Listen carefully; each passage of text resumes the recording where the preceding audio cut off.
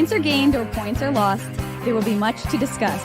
For analysis regarding tonight's Winnipeg Jets game, here are Dave Manouk, Ezra Ginsburg, and your host, Drew Mandel. The Illegal Curve post-game show starts now.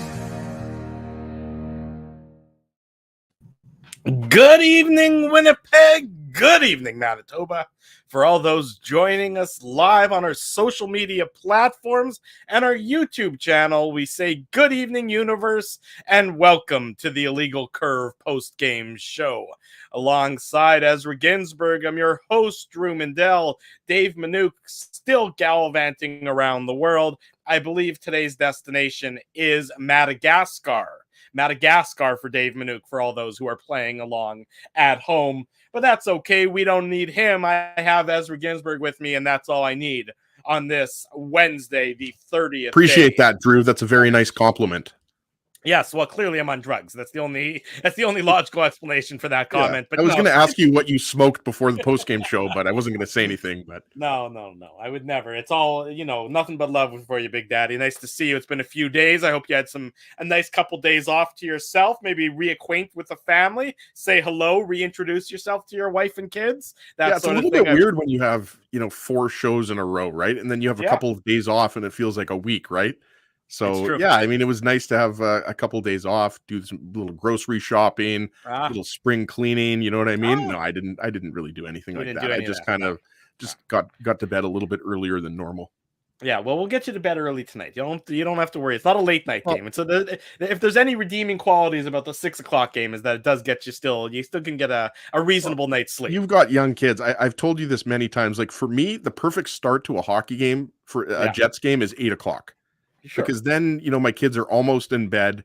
6 o'clock is pretty much the worst start. It's obviously the earliest that we're going to get here on a weekday, right? Unless it's a, holiday or something like that. But my daughter just went to bed about 20 minutes ago, right? I really have to, start cracking the whip a little bit because these kids are going to bed way too late. But yeah, I mean, as a rule, Ezzy, if they're putting you to bed, something has gone wrong in the family dynamic. Just so you can file that into your parenting tips 101. If something like that is gone, then something has gone awry in the Ginsburg Pfeffer household. But in any event, we're not here to talk about our families as we so often do on the Illegal Curve post-game show. We're here to talk about yet another Winnipeg Jets victory. And they haven't been pretty, and this one certainly wasn't pretty, but it's 2 points. And the Jets needed the 2 points, and they couldn't just, do with one. We know that despite their success in the month of March, and this has been a tremendously good month for the Jets, we know how difficult the uphill climb is for this team. And lo and behold, another game goes to overtime, a third straight game that needs extra time for these Winnipeg Jets. And look, maybe overtime's the panacea. They've won 3 in a row. They finally have gone over the impossible hurdle and have won 3 in a row. This one coming in shootout tonight against the Buffalo Sabres. Hopefully you don't have any indigestion there. I'm not sure what was. No, it was a hiccup. Like a little bit of a. Yeah, I was going to say a little bit of a hiccup. Yeah, I got a little bit of I've had a tickle in my throat since about Monday, and no, it's not COVID. It's a long tickle. That's a 2-day tickle. There's nothing I dislike more than a sore throat. A cold. Oh yeah, I sore throat. My nose, worst. And then There's nothing you can do for a sore throat. Yeah, well, you can take cough syrup, but cough syrup's disgusting. Yeah, it just doesn't do anything for me. So I'm using whatever herbal remedies we have in the home and trying to make the best of a situation. I don't like a sore throat. I don't think anybody does, but I also hate puking in my own mouth. I did that earlier today. Maybe that's a sign that I'm eating too much, but that's also something I don't like. But before we get into, there's a lot to talk about in this game, and you're right. This was not an ugly game. I was really impressed by the Sabres, and we know that the Sabres have been playing some pretty desperate hockey. I'm joking there, obviously, but they've been winning some games in the month of March, right? Like February, I think they won 2 games. And then in March, if I'm not mistaken, they've won 7 or 8 games, right? So they get an extra point here, and they're obviously not going to the playoffs, but they really impressed me. And that Rasmus Dahlin, like, he might win a Norris Trophy one day. Like, he's really starting to turn into a top 20 defenseman in the league. But did the Jets start overtime with Zach Sanford as one of their 3 players? Did They I didn't see start. that? They didn't start overtime with Sanford on the I'm ice, pretty but sure it was Dubois, Wheeler, and Sanford, Drew. That's who I think were the 3 players on the ice. I might be wrong about that. Somebody can correct me. He was definitely out there and had a decent scoring chance. Oh yeah, he was out there. That's yeah, for he sure. was out there. There you go, Drew. I mean, I almost had to like clear the cobwebs out of my eyes. Like, he was obviously playing with Wheeler and Dubois with Kyle Connor out. They had to mix up the forward lines, and we'll get into that. But I mean, who expected Zach Sanford to be one of the 3 players that the Jets started overtime with? And you know People what? are saying you're correct. You are correct. I apologize, I must have thought that I was having a fever dream and didn't see that. Well, but a broken clock is right right at least twice a day, right, Drew? So I guess I'm a broken clock in this particular case. But I mean, look at Sanford had a solid game, and I agree with Mikey McIntyre, who we had on the Saturday morning show. He was praising Mason Appleton and Zach Sanford, and we'll get into the goal by Appleton, which was the reason why the Jets got a point. I mean, in that second period, which started off well for the Jets and they tie the game up. I mean, the first couple periods overall were just horrible for the Jets. Like, we mentioned earlier, the Jets don't get a shot on net for the first 9.5 minutes. Yeah. And the first shot that was just you and I talking about that before the show started. Well, yeah, I think I hinted at it right at the beginning, but I mean, they just weren't generating any offense. They had no sustained pressure, like just nothing. They had nothing going for the majority of the game until the second period. So, Mason Appleton was solid. Zach Sanford was solid. And you're right, Drew. I mean, at this point in the season, even though it's ugly, and we've seen our fair share of ugly games. I mean, the Columbus game was not pretty. The Ottawa game was obviously a huge disappointment. And, if they win that game, well, exactly. And we're just talking about the last few weeks here, but you've got a very important game coming up tomorrow against Toronto. I think it's going to be really interesting to see if Hellebuck plays the way he played tonight. I don't see the Jets going to Eric Comrie. Do you? No, I see Hellebuck tomorrow as well. I think that there was, I mean, when you started him tonight, I'd be shocked because I mean, he has played well in going in back-to-back situations, so far this year. So I would definitely be upset if you didn't. I would be surprised if it wasn't Hellebuck again tomorrow against the Maple Leafs. And that's with overtime and a shootout, right, Drew? Like, I mean, that's, if Buffalo only put up, 20 shots, 25 shots, you'd say, okay, that's easy. But, he faced, what was it, close to 40 shots or 40 shots in that game, something like that. I think it was 38, if I'm not mistaken. I'd have to go back and check. 37 to be exact. Yeah, his number. So, I mean, overtime shootout doesn't matter. He played really well. And I mean, I was just amazed that, the Jets got a point in this game because he was the only reason the Sabres could have had 2 or 3 goals in the first period. They were all over the Jets, had all of the possession. 73.33% of the possession. Well, and that's just incredible, right? Like, this is a desperation game for the Jets. And you could say whatever you want. I mean, you could point to the odds, the Jets' chances of making the playoffs, because Dallas has games in hand. It's less than 20%. It's probably closer to 10%, right? But I mean, they keep winning and they keep staying alive. So yeah, it's nice that they were able to get the 2 points in this game, but man, did they make it hard on themselves. Yeah, well, they showed a lot of, they did make it hard on themselves. There's no question about it. But this is a team. I mean, I was really curious to see how they were going to respond to the adversity, and the adversity, of course, being without Kyle Connor and without Nate Schmidt.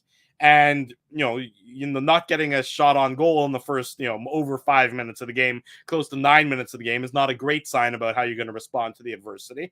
But in the course of this game, they came back from trailing on 2 separate occasions. So they get marks for that. And as the game progressed, they got better throughout the game, which was also, I think, a good sign for the Winnipeg Jets, in that they knew that their first period was pretty inexcusable. I mean, that first period was just awful. Their second was a little bit better. Their third was the best period that they played in terms of possession.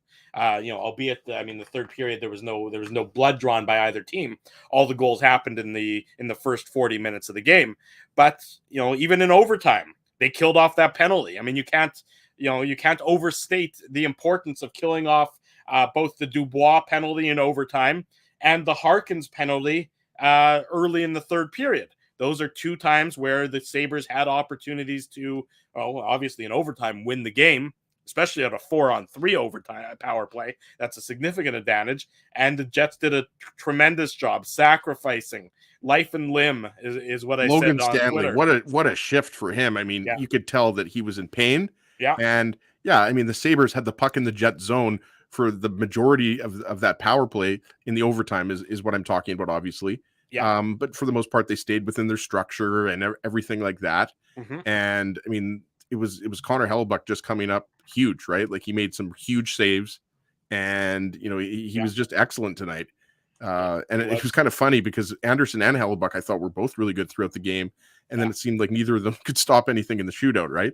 Well, I was going to say, when do you have a shootout where a team scores all 3 times on the shootout and wins the shootout 3-2? I mean, not often is right. There was a very, it was a bizarre shootout, and the Jets were really able just to sort of pick their spot on Craig Anderson. And Craig Anderson's a great story. I mean, Craig Anderson is a guy who, nobody expected to still be in the league. I mean, the Sabres goaltenders tonight are Craig Anderson and Dustin Tokarski. I'm like, did I go back in time a decade? I'm like, what just happened? But Craig Anderson, he's out there. You can see how much fun he's having. And Absolutely. He played well for Buffalo. Yep. I don't think the Jets had a tremendous number of chances against Anderson them. was having trouble with the puck though behind the net. Like he was several times. Like we're used to seeing that with Hellebuck, but several times on just kind of simple plays where he was leaving the puck for his defenseman. Yeah. It was a bit of an adventure. So yeah, like that kind of just goes with the rest of the game as we talked about, right? Like there weren't a lot of power plays. No. For the most part, Buffalo controlled the play in the first couple periods. I agree with you. The third period was fairly even. You'd give maybe a little bit of an edge to the Jets, and I really liked Nikolai Ehlers' game tonight. Like, we'll get into the goals here, but like Nikolai Ehlers was really strong, and you would expect Ehlers to step up with Connor out of the lineup. Yeah. He was dancing all over the ice, and I mean the Jets, definitely had the line blender out after the slow start to the game, and we'll talk about that throughout this post game show as well. It was, you could see that it was a cliche a bit, but an all hands on deck sort of effort for the Winnipeg Jets tonight. There was nobody, they had their entire available roster playing with Brooks and Stanley back in the lineup. You wonder how healthy Stanley actually is, because we had talked about last week when Heinola got into the lineup, it was because Stanley was banged up. the Jets would probably have given him the night off. He wasn't intended to play in this game until the negative tests popped up for both Nate Schmidt and Kyle Positive Connor. Tests. Sorry, the positive test. Negative in the sense that of their impact on the Jets lineup, but positive, yes, in terms of the little pink strip saying that they're positive for COVID, negative for the Jets lineup. How about that? How many lines for pregnant? I should remember that because Naomi showed me both times. I think it's 2 lines, right? Well, you passed out. You would know that too. I don't remember either. I think you passed out immediately upon finding out this, about both. Anytime times. I have a negative COVID test, I think of the pregnancy test, and I don't know why, but I do understand that as well. Let's get into the game recap. It's brought to you by Betway, one of the most trusted voices in sports betting, both in Canada and all around the world. Betway is the sports betting app that puts you, the customer, at the forefront with a large selection of betting options and sports, as well as strong promotions and fair odds. What are you waiting for? Head on over to Betway and bet your way. Must be 19 years or older to play. Please play responsibly. Big thanks to our friends at Betway. The Buffalo Sabres opened the scoring at the 14:39 mark of the first period. Zemgus Girgensons, who still I think has the best name in hockey. It's just a tremendous game. Gets his 9th of the year. Assist to Will Butcher and Kyle Okposo. They open it. It's it's sort of a unfortunate bounce in that the Jets make a good play. Girgensons gets his own deflection and then can just step into one from the hash marks and blows it past Connor Hellebuck. Yeah, Will Butcher had to kind of, just keep the puck in there.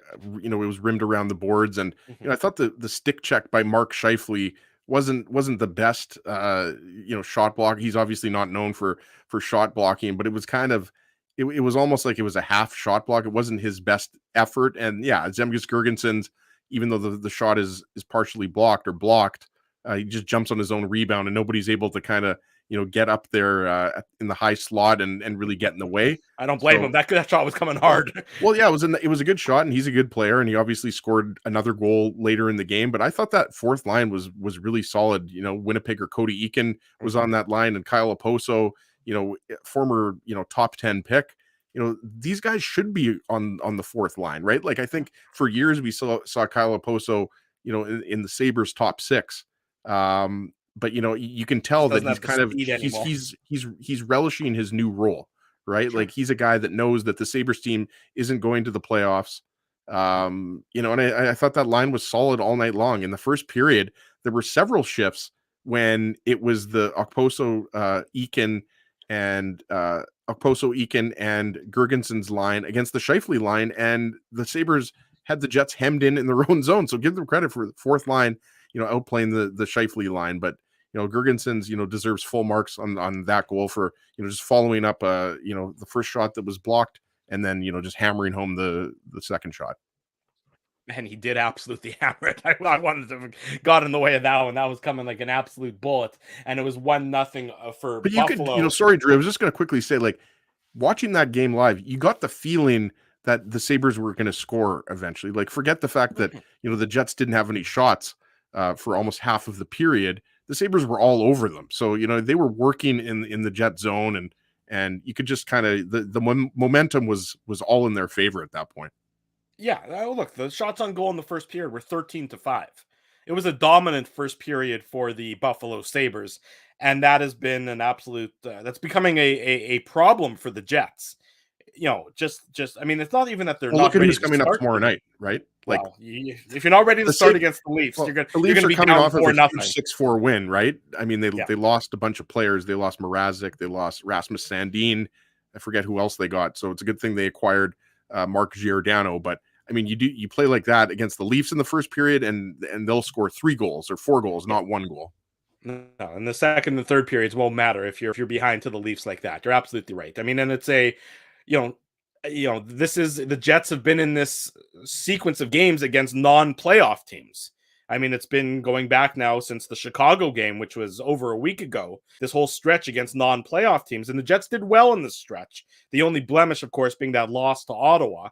But, they get credit for going, what's that? They went, 5-1 in those 6 games against non-playoff teams, I think. And so they, if you said 10 out of 12 points, well, that was probably the minimum that they'd be able, that they need to get in order to stay in the playoff race. And they certainly still are in that playoff race, tied with Vegas, depending on what Vegas does later tonight, or actually a game that's just getting started right now. And we'll try and bring you some updates on the IC postgame. I'm not to guarantee they'll win. Seattle beat somebody 6-1 a night ago. LA. They beat LA. There you go. Right. So, yeah. I mean, Seattle's still playing the role of spoiler, right? Like, sure. These games are not, I mean, you can't just predict, these games as automatic wins. And obviously, Vegas should beat Seattle, but we know Vegas is still reeling, and Seattle is just playing with, free money at this point. They have nothing to lose. They have nothing to lose to show up and play spoiler and disappoint a team that's got playoff aspirations. The Ducks almost did it to Dallas yesterday. In fact, they probably should have. Dallas had to stage a third period comeback that obviously left them still ahead of the Jets by a point after the Jets' victory tonight in Buffalo. The Jets tie the game at the 4:13 mark of the second period. It's officially Blake Wheeler's goal, his 11th, a bit of a stolen goal from Pierre-Luc Dubois, but I think that some good-natured ribbing might be in store as the guys make their way from Buffalo to Toronto for tomorrow's game. Paul Stastny getting the secondary assist. Great patience by Dubois, and then you sort of saw that Wheeler sheepishly glanced the puck off of his stick into the wide-open net. I don't think he really wanted the goal that way, but they're not going to take it off the scoreboard in any event. I don't know about you, Drew, but I didn't even see Wheeler touch it. Not only did I not see that live, even on the first replay, it was, on the second or third replay where they started to talk about it. But Dubois had a really good scoring chance right before that. Mm-hmm. And Craig Anderson had to make a really good save. So, I mean, the Jets, you're watching that game and you're thinking, okay, if you don't come out with a really good start to the second period and put in a goal, you go down 2-0, like you're in danger of losing the game. You're already in danger of losing the game, but just a really smart play by Dubois, who we just mentioned, had a scoring chance right before that. Anderson had to make a good save, but just the fake shot, right? Like Anderson comes out. So to me, that's just a smart hockey player. Anderson comes way out to challenge him, which is fine. And as soon as he fakes the shot and goes to his backhand, Anderson hasn't, it's an empty net, right? And then it's just funny that, Wheeler touches it because we know that he was robbed of an empty net goal the other night, right? So that was against Columbus. So, I found it funny that a lot of people on social media were kind of, giving Wheeler a hard time. You could see once you watched the replay and then you knew that Wheeler touched it, you could tell that Wheeler was like, oh, sorry, PLD. Like, I didn't mean to do that. Jesse Pollock of Bar Down, our good friend, and my third cousin, had a good tweet. He said, Blake Wheeler's probably going to have to buy Pierre-Luc Dubois steak for that one. I don't know if they'll have enough time to eat a steak between tonight's game and tomorrow night's game, but, still the point is that I think Wheeler will make it up to him in some way or the other. I would agree with your sentiment there. You're absolutely right. I think there's going to be something will get exchanged in an apology for that stealing that goal. Buffalo retakes the lead 4 minutes and 11 seconds later. It's Zemgus Girgensons, his 10th of the season, his second of the game, assist to Henry Jokiharju and Kyle Okposo getting another assist. So you're right, that fourth line for the Buffalo Sabres did a lot of damage in today's game, and it's 2-1 Buffalo about halfway through the second period there, Ezzy. Yeah, and in this particular case, like I just thought this was a really bad shift for Wheeler. Earlier in the sequence, he coughed up the puck in the neutral zone, and in this case, like it didn't look that harmless, right? Like a shot comes through, and like again, Girgensons spins around and jumps on a rebound, but I just thought this was kind of poor defensive coverage, by the Jets. Like, point shot comes through. Well, yeah, but it's just it's a rebound, and give Girgensons credit. Like, he had the hot hand tonight, but it all started with, I thought Wheeler, made a poor decision he passed the puck back to, I forget who the defenseman was, which just led to the Sabres then having possession in the Jet zone. But that was one of those goals where you just have to hit somebody like physical play would have helped there, move Girgensons. I just thought, it was a little bit too easy for him to jump on that rebound. Yeah, fair enough. Mason Appleton, Winnipeg, reacquired by the Jets. He gets his first back as a member of the Jets. It's his 7th of the year. It comes with 21 seconds to go in the second period. Huge goal. Just absolutely huge. Yeah, assist to Nikolai Ehlers and Ville Heinola, who all Ville Heinola does is get points and start breakouts and rack up secondary assists since he rejoined the Jets lineup.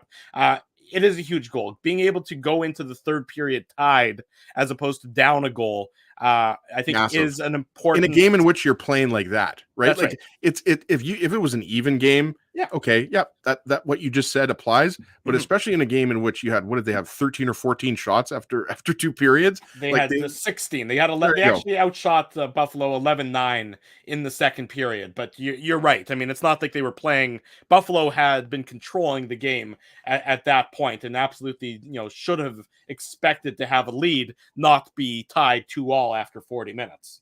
Absolutely. And Ville Heinola, by the way, we talked about the power play. He had a nice shot on the power play. He was on the second power play unit. Ehlers moves up to the first power play unit, but Heinola was on the second power play unit, of course, because Nate Schmidt is often manning the point on the second power play unit. But yeah, this is just Ehlers' speed.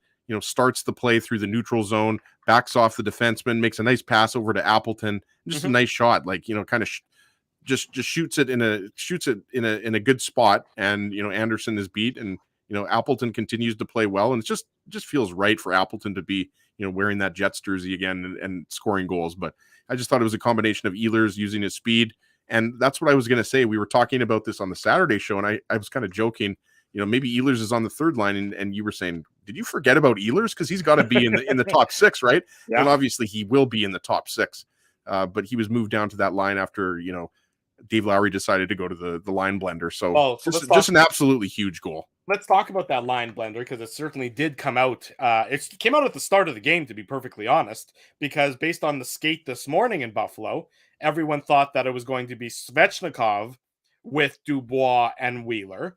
Obviously, the chemistry which makes sense because the chemistry that Dubois and Svechnikov have had all season long. Dave Lowry, for whatever reason, pulls an audible there and puts Sanford up with Dubois and Wheeler. And then the second line was going to, to start the game was more a standard, Scheifele, Stastny, Ehlers. And then the line blender came out as, the Jets just weren't generating anything.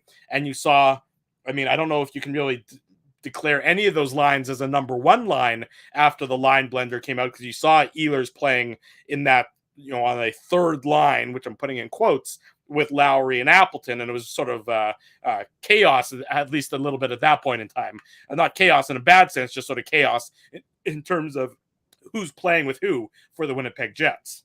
Hope you're doing okay there, Drew. Hopefully you have some fine. Water. Just take a sip of water there or something. But yeah, I mean, we talked about Zach Sanford is not someone who you expect in the Jets top six, let alone your top line, if you want to call that, your top line. But he actually, was pretty decent in parts of this game, but they just weren't generating offense, right? And Mark Scheifele, even though he ends up scoring in the shootout, I mean, I didn't think he had a particularly good game. He wasn't. I'd have to check here. I'll check it maybe right now, see how many shots he had. I mean, I could only tell maybe he had 1 or 2 shots on net. I'm just checking now. He was not credited with the shot on net. Did not have 1 shot on net. Right. So there you go. I mean, so in a game in which you don't have Kyle Connor, you don't have Nate Schmidt, more so Kyle Connor. I mean, the fact that Scheifele had no shots on goal is pretty surprising. I would say that's to put it nicely. I would say so. I don't think that you're going to see Zach Sanford with Pierre-Luc Dubois and Blake Wheeler again. I mean, maybe you will tomorrow because Kyle Connor's not playing tomorrow. Yeah. But I'm with you, Drew. And, I would put Svechnikov on that line. I would probably go back to Scheifele, Stastny, and Wheeler. And then maybe you have, then I guess the remaining forwards would be Dubois, Ehlers, and Svechnikov. That's probably what I would do. Well, I mean, look, I was surprised to see Zach Sanford up there. I mean, I don't think anybody expected it. This is a guy who's playing fourth line minutes for the Ottawa Senators, and all of a sudden he's playing in an elevated role for the Jets. And I'm not taking anything away from Sanford because I thought that was a really smart pickup. He's a big forward who's has some physicality to his game. He has a scoring touch. He's a decent skater. He's not, one of the faster guys on the team or anything like that. But he's not a guy that's going to generate a lot of offense. He just isn't. And he's a guy that can, hunt pucks down and you can get in on the forecheck and stuff like that. But, especially against a team like Toronto, where you're going to need more offense in that game, right? Like you're just going to look, we just talked about it. They just pumped. The Bruins have been one of the hottest teams, if not the hottest team in the NHL the last couple months. And they just beat the Bruins 6-4. So the Leafs right now are competing for seeding. Right, like the Leafs are trying to finish higher in their division, so I mean that's a big game for them. And the Jets are going to have to, find ways to generate more offense. And I just don't think you're going to do that. All due respect to Sanford, you know what? I have no problem, Drew, if he's on the third line like he was. Like if you go Lowry, Appleton, Sanford, that's your third line. Fine. Yeah. But I just think it makes a lot more sense to reunite Svechnikov and Dubois, and then whether you want to put Wheeler on that line or whether you want to put Ehlers on that line, I mean that's obviously up to Lowry. Well, and I mean, in addition, they put 6 goals up against the Boston Bruins team that really doesn't give up very many goals. They had the 4th lowest goals against in the entire league prior to that game. So yes, the Leafs are certainly playing. Look, the Leafs are a damn good hockey team. It chagrins me a little bit to say that, but we're nothing if not honest on the show. And so tomorrow's game against the Toronto Maple Leafs is an absolute key one for the Jets, which we'll talk about on the other side of the break, but we still got more of this game to recap. We say good evening to everybody. Nice to see so many familiar faces. Nice to see so many new faces. This is the Illegal Curve post-game show. Drew Mandel, Ezra Ginsburg with you. We do this after each and every Winnipeg Jets game. We'll do it again tomorrow night, right around 8:45 p.m. after the Jets and the Leafs. If you're new here, if you haven't already done so tonight, smash the like button, subscribe to the YouTube channel, subscribe to the podcast, rate us, review us, leave us some comments, tell your friends, tell your family. Best place to be is the Illegal Curve post-game show. Saw the comment that you had up a few minutes ago. Somebody's listening from Kingston. So shout out to Kingston, home of Dougie Gilmore and many other greats. So love to see that. Good city. There you go. Not good city, great city. 2-2. One great city like Winnipeg. 2-2 after 40 minutes, if you want to quote a little bit of the weaker thans then on the post-game show. 2-2 after 40 minutes. There were chances at both ends in the third period. Connor Hellebuyck, I thought, was very big for the Winnipeg Jets in that third period, albeit the Jets did outshoot Buffalo by that 10-9 margin in the third. I thought Hellebuyck made more, I would say, big-time saves. The one that really comes to mind from the Craig Anderson perspective is Svechnikov right at the buzzer, almost wanted in regulation, left alone, right in I thought he originally missed the net. No, Anderson got just a piece of it. Yeah, no, on the replay I saw it, but it was such a hard shot that it was a blocker save. It was a nice save. It was, Craig Anderson looked like he didn't look out of place. Where's that fountain of youth? I want to know where that fountain of youth is, Drew. I don't have it either, Ezzy. You and I both could use a little blast of it. But it is nice to see at least one NHL player older than us. There's something appealing about there still being a couple few. Guys. We got we got Big Z. We got Jumbo Joe. There's a few. There's a few, not many. They're rapidly dwindling, but there's Yager, still a few. He's still playing. Well, he's not in the NHL, but yes, to your point. In any event, the third period ends with no action, no blood on either side. It's off to overtime, and each team has earned a point. And the Jets started overtime with that line that nobody expected, with Zach Sanford out there with Dubois, and Dubois hit the post within 10 seconds of that overtime. It was almost over just that quickly. And then the Sabres have a chance going back up the ice, and Blake Wheeler made a great defensive play to come back and that was on Tage Thompson. On Tage Thompson. Yeah. Another good player. There's some good players on this team. Victor Olofsson. If they can get the defense right and the goaltending, then they got something. Well, the defense is not thin. good. It's thin after Rasmus Sundin. Dahlin. Dahlin. Sorry, I'm thinking that You're getting ahead of ourselves here. Tomorrow. Yeah. Rasmus Sandin, no relation to Matt Sundin. There you go. Rasmus Dahlin. It's Rasmus Sandin. They both spell and pronounce their names differently. Yeah, there you go. Thank you, Ezzy. And then there's a Rasmus Asplund. There's too many Rasmuses in it's like 5 years ago there were no Rasmuses. Now there's like 10 Rasmuses. It's hard for me to keep track of all the Rasmuses, especially when I'm a little under the weather. So everybody in the chat, everybody listening afterwards, if you can be sympathetic towards me and not critique my performance too harshly, I would, of course, be appreciative of Drink that. some prune juice, Drew. Apparently prune juice is really good. I think I'd rather be sick. I think I'd rather be sick than do that in any event. Back and forth action. What do you think of the Dubois penalty in overtime? I thought it was kind of light. Yeah. Like, meaning I thought they probably could have let it go. I mean, that wasn't okay. If we're kind of, basing this on the Drew Mandel slashometer, I would say that's probably a 3 out of 10, with 10 being a really hard slash. Right. So, I mean, and also, did it prevent a scoring chance? I didn't think so. So, I mean, Greg Millen on the broadcast was pretty adamant. Yeah, exactly. So, it was a slash, but it was on the leg, and it wasn't the hardest slash.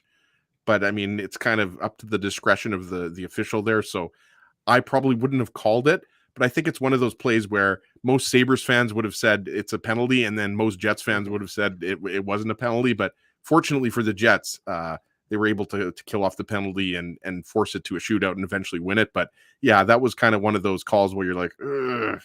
Mm-hmm. And Dubois obviously was pretty pissed off. You could see him as he was going to the penalty box, and in the penalty box, he was kind of giving it a little bit to the refs there verbally. Yeah, it's sort of a weird game in terms of the penalty calls. Dubois took the penalty in the first period at the same time as Jokiharju. So they had offsetting ones, and then Harkins with a puck over glass. Jokiharju took another slashing penalty in the second period, and then there was the Dubois slash in the overtime. So, and then there was the one where Appleton clearly committed an infraction, threw up his arms like he knew he was getting called for it, and then neither of the officials made the call. So it's just, again, it's not like the officiating determined today's game. Don't get me wrong, but it was just another one of those nights I guess. Well, it could have. I mean, it didn't as it happened. Could have. But just another one of those nights where the officiating was weird, where the what seemed to be an obvious call wasn't made, was a bit of a chintzy call when you wouldn't necessarily make it unless there was an obvious call.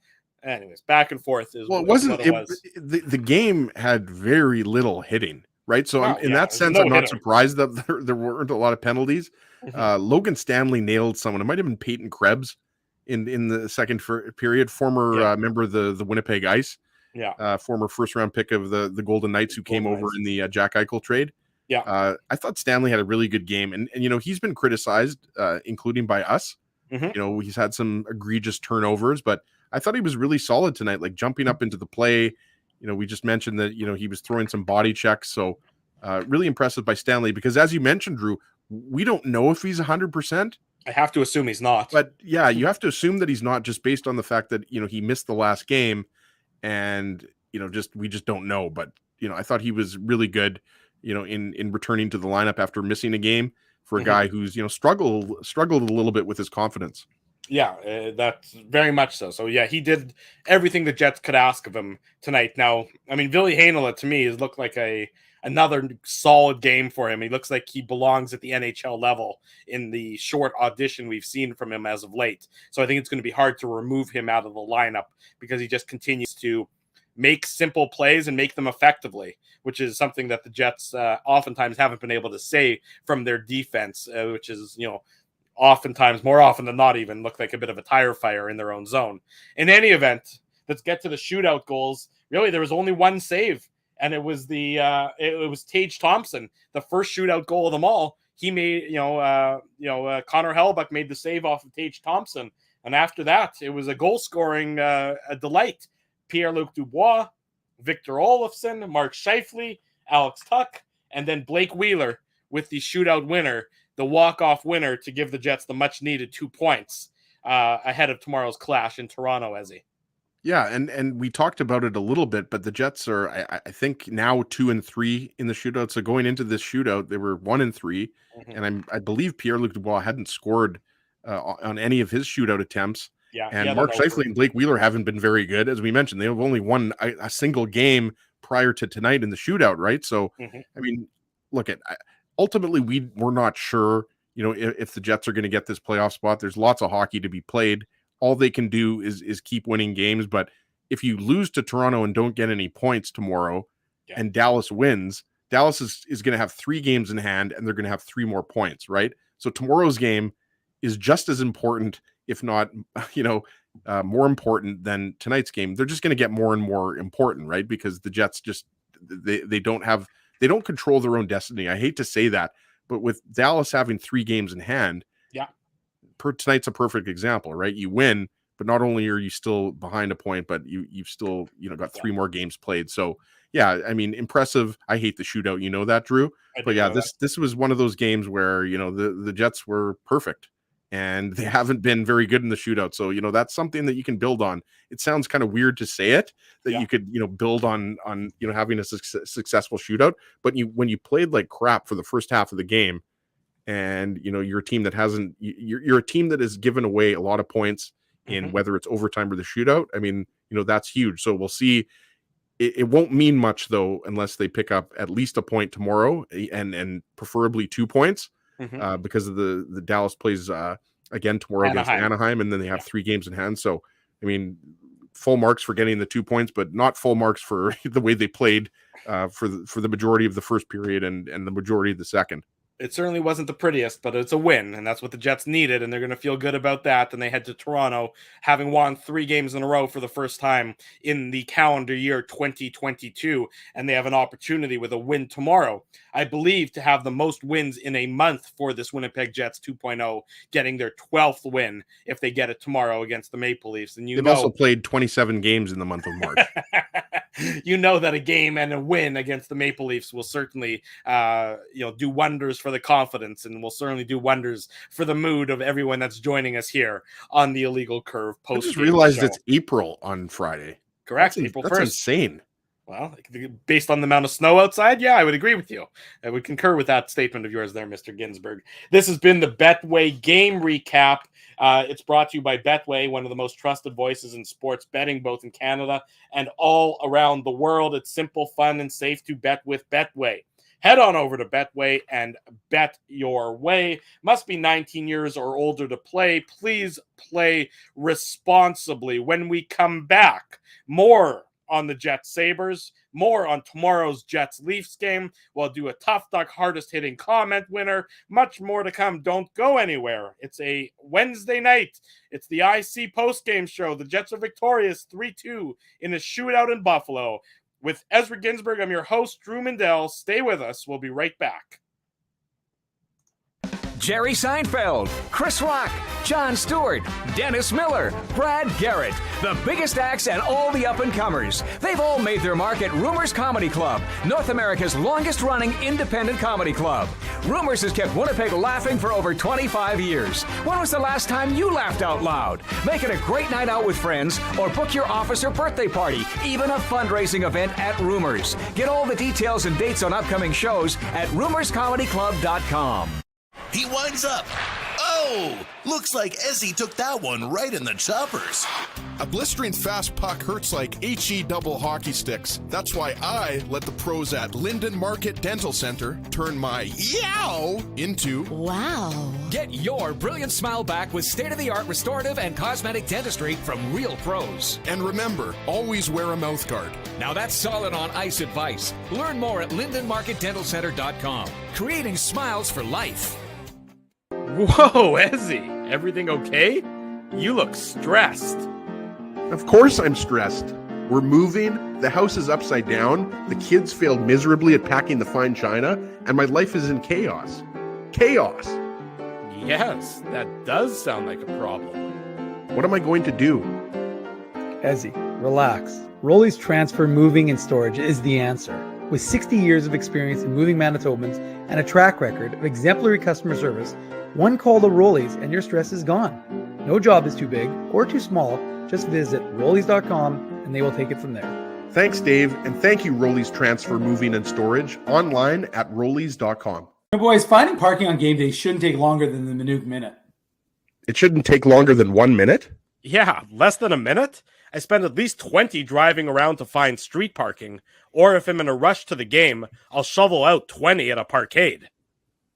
You're both doing it wrong. There's this app called Grid Park. It lets you find and pre-book your parking spot on game days, and you can reserve your spot up to 1 month in advance. And guess how much you'll pay? Tell me, Dave. You know I love a deal. Ezzy, $5. Come on, $5? Yeah, and it's just 2 blocks from the arena. The Grid Park app? Yep, spelled GRYD Park. And you know what else? There's more? Our listeners get their first park free with the code FIRSTPARK. Wow, so they just download the Grid Park app and pre-book their next game day spot for free? Yeah, you got it, Ez. Promo code FIRSTPARK. Only on the Grid Park app. Hi, it's Drew from Illegal Curve here. Selling your home can be stressful, but it wasn't for me. Thanks to my friends at Zappia Group Realty, they made the process so easy. My home sold within 48 hours and with multiple offers. Zappia Group Realty took care of everything with their exquisite customer service and attention to detail. If you want to sell your home for more in less time, get started by talking to Frank and Mauro Zappia of Zappia Group Realty. Online at zappiagroup.com. For 3 generations and over 80 years, Tough Duck has been making apparel that works and plays as hard as the people who wear it. From jackets to work boots and everything in between, Tough Duck's clothing can handle the harshest environments, even the Illegal Curve hockey show. Work to live, live to play. Visit toughduck.com.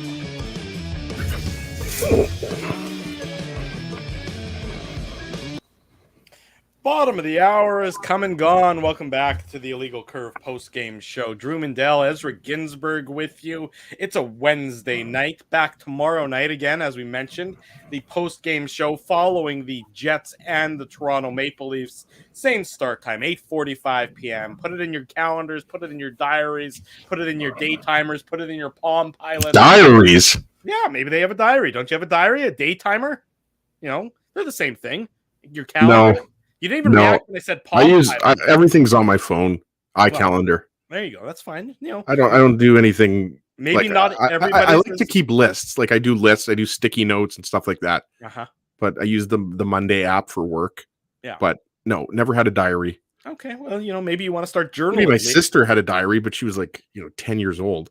Well, maybe you want to start journaling. There's nothing wrong with getting your thoughts out of your head. No, I don't think I'm going to journal, but I might start adult coloring. Oh, yeah, we definitely. I like coloring. I like filling. Would you do that with the kids? Sometimes I go outside of the lines, but I assume you do that sort of thing with the kids. Well, that's the thing. I've realized that I really like coloring books. Mm-hmm. It was weird. Like the other night, Naomi, it was like 11:30 at night, and Naomi woke up. And she's like, "What are you doing?" And I was like filling out one of their Paw Patrol coloring books. It was really weird. I'm joking, Drew. I didn't actually. I mean, I honestly, I was about to say, were you doing that in bed? Because I honestly could have believed that you were doing that at that point in time, which would have just derailed the rest of the show. The sad thing is, you've known me for over 20 years, and you still, for the most part, almost believe me there. But yeah, I did almost believe you there. It just sounded so outlandish enough that it could have been real. That could have been real. I mean, I should know better. That's on me. Again, I'm going to chalk it up to my illness as maybe I'm a little. Start singing the Paw Patrol theme song. Like I've heard it probably 700 times in the last month. You don't have to. You don't have to sing it. When asked who's starting in net for tomorrow for the Winnipeg Jets, Dave Lowry wouldn't answer. He says we've got 2 goalies. That's as far as he would tell the assembled media. That's a very Daryl Sutter answer.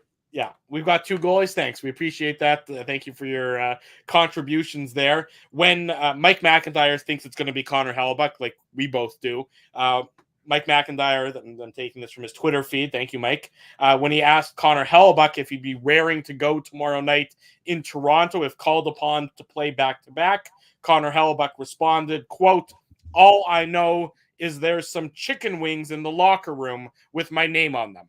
So, Ezzy, there's a goaltender after your own heart. The only difference being, of course, you would have been snacking on those chicken wings in the middle of the game as opposed to waiting for the post game.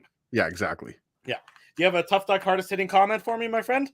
Yeah, I'm going to send it to you right now. We're going to give it to. Okay. I promised Brent Bellamy we were going to give it to him. So I'm going to give it to Bells here. The comment was, I just sent it to you in the private chat there, Drew. It was from 9:15. Brent's a loyal IC post-game show viewer.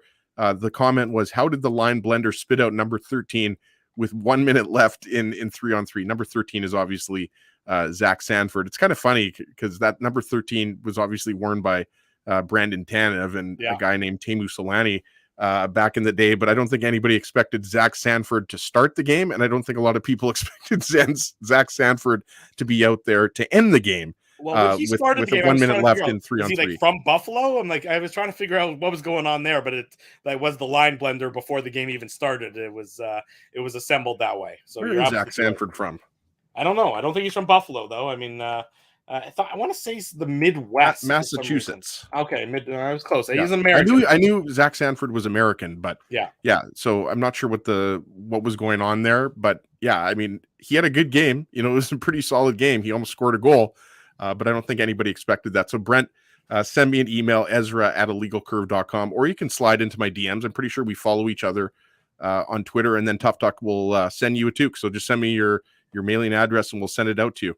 There you go. Congratulations to our buddy Brent Bellamy, the winner of tonight's hardest hitting comment here on the Illegal Curve post-game show. Of course, a big thank you to all the sponsors of Illegal Curve. They make the post-game show. They make the Saturday show. They make the website a possibility. Rumors Restaurant and Comedy Club, Linden Market Dental Center, Zappia Group Realty, Betway, Bernstein's Deli, Tough Duck, Boston Pizza, Seagram's, Rolly's Transfer, and Grid Park support these fine businesses because of their continued support of us here at Illegal Curve.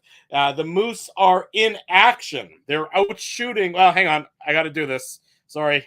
Dave's not here. Put on your antlers. It's time for the Minuk Moose Minute on the Illegal Mindell Curve Moose Hockey Minute. Show. Manuk. It's the Mindell Moose Minute when Minuk's not here. I guess we could call it the Minuk in Madagascar Moose Minute, but that might be too many alliterations right there. The Moose are trailing right now. They won last night in overtime or a shootout, I think, if I'm not mistaken. It was a shootout. Did you see who the last shooter was for Laval?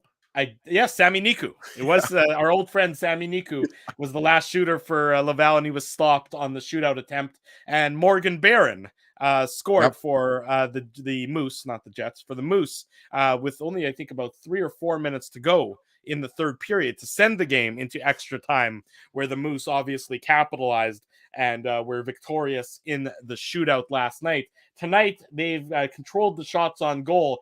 I'd be lying if I said I've been watching it. I'm not Dave M. I'm not able to multitask as well as he is. The Moose are out shooting Laval 38-20, and the net is empty for the Manitoba Moose as they're looking to equalize with mere minutes to go at the downtown arena here in Peg City to see if they're able to.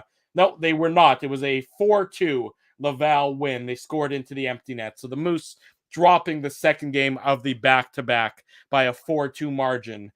Dave M will have more insight on that whenever he gets around to providing we'll have to check out the highlights. I'm sure, even though Dave, as you mentioned, is in Madagascar right now.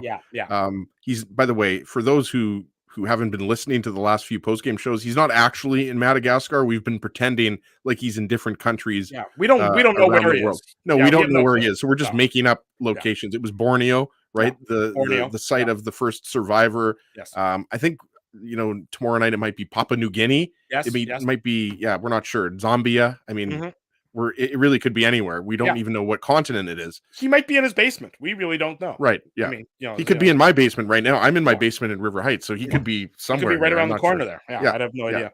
In any just event, hiding. He's a good hider. Yeah, he's just going to jump out at you at some point in time. He's really playing the long game, waiting for April Fools to really scare you. Yeah, there. John, who's joining us from Singapore all the time, thinks he saw Dave in Singapore, and it's entirely possible. Sure that John Chan has been in so many IC, watched so many IC shows and so many IC post-game shows. We might have to take a trip out to Singapore. I think our wives would be cool with that, right, Drew? We're gonna take the post-game show on the road. I think we owe it to John. I mean, he's spending so much time with us, live from Singapore. Yeah, no. What's the time difference, by the way, John? Maybe John can let us know in the chat. There's got to be at least 6 or 7 hours time difference, right? I think maybe double that, and you're going to be closer to what the time is in Singapore right now.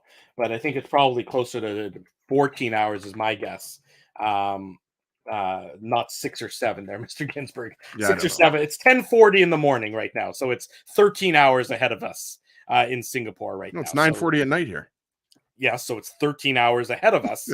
Is 10:40. I got you again. Ginsburg strikes again, Drew. Alrighty, I got to do this again with you tomorrow. Is that what you're telling me? It's really amazing that you still talk to me after all these years. It really is. Well, I don't talk to you after the show. That's that much I can say for sure. Is I don't talk to you after the show. In any event, we're gonna do it all again tomorrow. The Jets victorious tonight by that 3-2 margin over the Buffalo Sabres. With the victory, they move to within a point of the Dallas Stars in the race for the final wild card spot. Dallas, of course, with those 3 games in hand. Vegas in action right now against the Seattle Kraken. Last I saw, it was scoreless, and it is still scoreless about halfway through the expansion bowl, Drew. Yes, the expansion bowl. 0-0 between the Kraken and the Golden Knights in the first period, so you can keep an eye on that. I will not be watching that game. I will be going to bed. As he's going to go to bed, I'm going to go to bed. We have to do it all again tomorrow night. We encourage you folks to go to bed as well, or if you want to watch the immediate replay of this show, it is available on our YouTube channel just as soon as we say goodnight. We remind you all, join us tomorrow night, 8:45 p.m. The Jets and the Leafs are going to do battle. It should be always an entertaining contest when those two teams meet. We'll break it all down for you tomorrow night. If you haven't already done so, smash the like button, subscribe to the YouTube channel, subscribe to the podcast, leave us some comments, tell your friends, tell your family. The best place to be after each and every Winnipeg Jets game, and again on Saturday mornings, is the Illegal Curve YouTube channel. For Ezra Ginsburg, I'm your host, Drew Mandel. Until tomorrow night at 8:45 p.m., we say thanks for watching the Illegal Curve post-game show, and we say good night and good luck.